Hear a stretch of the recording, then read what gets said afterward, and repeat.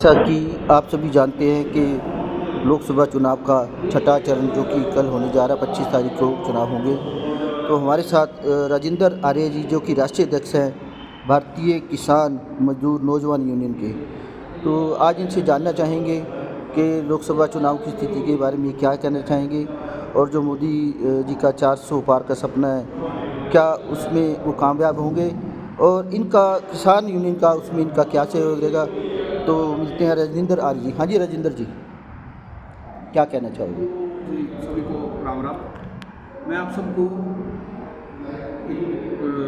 ये कहना चाहता हूँ, 5 चरण लोकसभा के पूरे हो चुके हैं और सरकार बनाने के लिए जो 272 सीटें जरूरी है वो मोदी जी को मिल चुकी है। अब छठे और सातवें चरण में जो 400 पार का नारा मोदी जी ने दिया, उसके लिए आप सभी देशवासियों के आशीर्वाद से भारतीय जनता पार्टी और नरेंद्र मोदी जी 400 पार का आंकड़ा पूरा करने के लिए प्रयासरत है।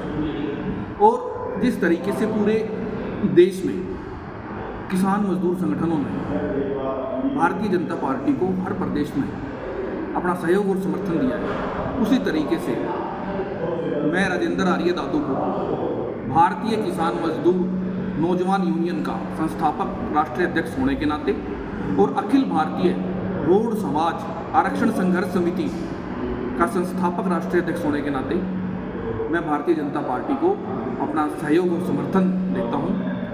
और एक बात मैंने अक्सर देखी है, क्योंकि मैं 21 साल सड़क पर रहा, जमीनी और कानूनी लड़ाई मैंने लड़ी। हम अक्सर चौधरी चरण सिंह को जब श्रद्धा सुमन अर्पित करने जाते हैं राजघाट पे, महात्मा गांधी जी को श्रद्धा सुमन अर्पित करने जाते हैं, तो मैं ये महसूस करता हूँ कि जब कोई भी नेता हमारे देश का संघर्ष में हो और हमारे देश के लिए सिर और धड़ की बाजी लगाए हो देश और जनता के लिए, तो हमें उस नेता के कार्यकाल के दौरान उनका सहयोग और समर्थन पूरे तरीके से करना चाहिए, बजाय कि हम अच्छी बात है श्रद्धांजलि पुण्यतिथि पर फूल अर्पित करना, पर हमारा ये दायित्व भी बनता है जब वो नेता जीवित अवस्था में देश के लिए लड़ रहे हो और देश के का डंका बजाने के लिए, तिरंगे का मान सम्मान उठाने के लिए कोने कोने में देश के संघर्ष कर रहे हो, तो हमें उन अपने ऐसे नेता प्रधानमंत्री जी का सहयोग पूरे तरीके से हमें करना चाहिए।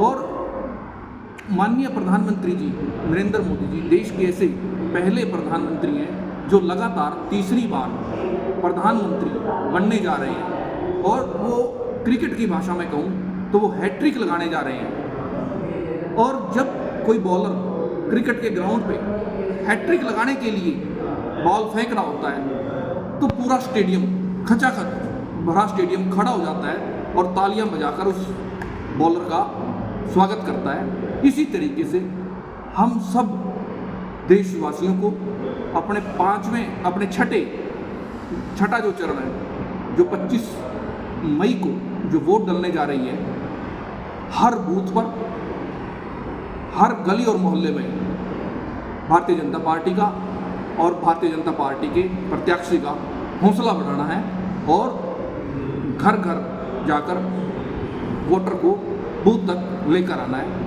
मेरा आप सबसे ये निवेदन है और मैं अपील करता हूँ हरियाणा की 10 लोकसभा क्षेत्र वासियों को और करनाल जहाँ उपचुनाव है वहाँ के वोटर्स को, विधानसभा का जो उपचुनाव है वे 25 मई को कमल के सामने का बटन दबाकर भारतीय जनता पार्टी के सभी प्रत्याशियों को विजय बनाएं, अपना सहयोग और समर्थन दें। राजेंद्र जी, जैसे कि आप किसान यूनियन से हैं और कुछ समय पहले आप जो किसानों को लेकर सरकार की कुछ नीतियों का विरोध करते हैं, तो एकदम आपको कैसा लगा कि आपने भाजपा को ज्वाइन किया और भाजपा में आने की सोची? ऐसी क्या खास बात आपने देखी जिसके कारण आपने भाजपा में ज्वाइनिंग की? देखिए, मैंने पूरे संघर्ष के दौरान ये महसूस किया जिस तरीके से 13 महीने के किसान आंदोलन में 750 से ज़्यादा किसानों का जो स्वर्गवास हुआ कि अलग अलग कारणों से, तो आगे से हमें सरकार के साथ बैठकर ऑन टेबल सरकार के साथ वार्ता करके समस्याओं का समाधान करना है। हेड ऑन कोलिजन, कोई टकराव की सीधे सीधे बात पे हमें नहीं आना चाहिए। कुछ लोग राजनीति करते हैं अपने संगठनों को बढ़ावा देने के लिए, लोगों को मरवाना, किसानों को मरवाना बिल्कुल गैरकानूनी बात है। और मैं पढ़ा लिखा किसान हूँ और मैं समस्या का हिस्सा नहीं बनना चाहता, मैं समाधान का हिस्सा बनकर किसान और मजदूरों को न्याय दिलवाना चाहता हूँ। राजेंद्र जी, जैसे आप बता रहे हो आप रोड समाज से हो, तो करनाल में वीरेंद्र मराठा जो कि विरोध समाज से हैं, तो पिछले दिनों उन्होंने एक पंजाबी समाज को लेके जो बयान दिया है, उसके बारे में आप क्या कहना चाहेंगे? देखिए, पहले तो मैं बताऊं, वो मराठा लिखते हैं और रोड और मराठा में बहुत भेद है, अलग अलग चीज़ें हैं। वो रोड समाज से नहीं है। दूसरा, जो उन्होंने जो ये टिप्पणी पंजाबी समाज को लेकर करी है, ये दर्शा रहा है वो पिछड़ रहे हैं, वो चौथे नंबर पे जा रहे हैं और वो चुनाव हार रहे हैं। उनकी हताशा, उनकी परेशानी यहाँ नज़र आ रही है। और जो पंजाबी समाज है वो हमारा अपना समाज है। पंजाबी समाज के बिना आप देश की और प्रदेश की या किसी शहर की कल्पना भी नहीं कर सकते। पंजाबी समाज एक अटूट हिस्सा है। पंजाबी समाज हर क्षेत्र में अग्रणी रहा है, चाहे देश की आज़ादी की लड़ाई हो।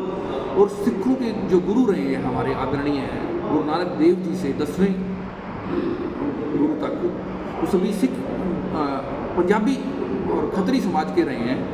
तो पंजाबी समाज का, खत्री समाज का हम आदर करते हैं, सत्कार करते हैं। वो हमारे भाई हैं और हमने पंजाबी समाज से बहुत कुछ सीखा है। जब पाकिस्तान से पंजाबी समाज के लोग यहाँ बंटवारे के बाद आए तो उनके साथ कांग्रेस की सरकार ने बहुत भेदभाव किया। जो संपत्तियाँ तबादले में उनको मिलनी चाहिए थी वो नहीं मिली। और बहुत से परिवार ऐसे थे, खाट की टांकी के बराबर भी जगह नहीं मिली। और उन्होंने अपने व्यवहार, व्यक्तित्व और चरित्र के बल पर अपने परिवारों को आगे बढ़ाया है और देश को आगे बढ़ाने में उन्होंने मदद करी है। मैं पंजाबी समाज के में ऐसी बहुत सी देन है, ऐसी बहुत सी चीज़ें हैं जो पंजाबी महिलाएं ने जो खाना बनाने का तरीका, जो और भी कई ऐसे जो घरेलू चीज़ें या व्यापार की चीज़ें या व्यवहार की चीज़ें हमें पंजाबी समाज से सीखने को मिली है। पंजाबी समाज एक सभ्य समाज और एक रिस्पेक्टेबल समाज है। राजेंद्र जी, एक बात बताओ, आप किसान यूनियन के साथ साथ, किसान यूनियन ने तरबियत है, इसके साथ आप राजनीति में भी हैं और आप एक पढ़े लिखे युवा नौजवान हैं। क्या आप समझते हैं कि राजनीति के अंदर कोई भी आदमी अपने एक जाति विशेष को लेकर आगे बढ़ सकता है? क्या वो आदमी इस तरह की सोच रखने वाला देश का भला कर पाएगा? क्योंकि समाज में जैसा कि कहते हैं कि 36 बरादरी को लेकर साथ चलना होता है, मगर जिस बंदे की मानसिकता, जैसे कि रोड मराठा का बयान था, तो आपको लगता है कि क्या ये आदमी समाज के लोगों को लेकर आगे चल सकता है और अकेले अपने समाज के बल पे क्या विजय प्राप्त कर सकता है? देखिए, अपने समाज के बल पर कोई भी राजनेता को राजनीति में नहीं आना चाहिए। अगर कोई राजनीतिक आदमी किसी समाज के बारे में अभद्र टिप्पणी करता है तो उसका मतलब उसका जो बॉर्न एंड बॉटम, पैदाइश, परवरिश, मैनर्स, एटिकेट्स, अदब, तहजीब इस लायक नहीं है कि हम उसको वोट दें और उसको निर्वाचित करें। बहुत बहुत धन्यवाद, आपसे बात की आपने बहुत ही अच्छे तरीके से। तो मेरे बारे में भी एक टिप्पणी करी, भाई राजेंद्र आर्य है, कैसा किसान नेता है, भाई उसके पिताजी के पास भी ज़मीन, उसके बाप के पास भी ज़मीन नहीं है, उसके पास भी ज़मीन नहीं है। मैं आपके माध्यम से दर्शकों को बताना चाहता हूँ, मेरे परिवार के पास 2 गांव का रकबे में ज़मीन है, गांव दादूपुर में भी और गांव जुंडला में भी। और मैं एक बहुत बड़ा किसान नहीं हूँ, पर मैं ऐसे नेता जो छोटे किसान की, जो साधारण किसान के बारे में ऐसी अभद्र टिप्पणी करते हैं, वो वोट के हकदार कतई भी नहीं है। थैंक यू राजेंद्र जी, आपसे बात करने का बहुत बहुत अच्छा लगा।